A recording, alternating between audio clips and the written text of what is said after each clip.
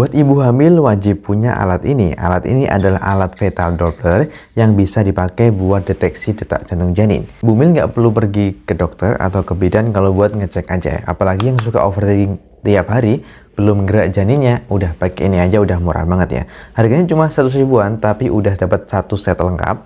Dapat alat fetal Doppler ini, dapat gel dan juga dapat baterainya ya. Cara pakainya juga gampang banget, tinggal dinyalain aja ini tombol on-nya ya. Nah, kemudian nanti ini diolesin gel ultrasound. Nah, kemudian nanti ini ditempelin di perutnya bumil ya. Sampai ketemu detak jantungnya itu 110 sampai 160 BPM ya. Dan cirinya lagi itu seperti langkah kaki kuda. Jadi buat Pak suami bisa dibantuin juga buat nyarinya. Mumpung lagi ada promo dan lagi ada diskon dari sellernya, buruan dicekot aja sebelum nanti harganya naik, nanti keburu nyesel.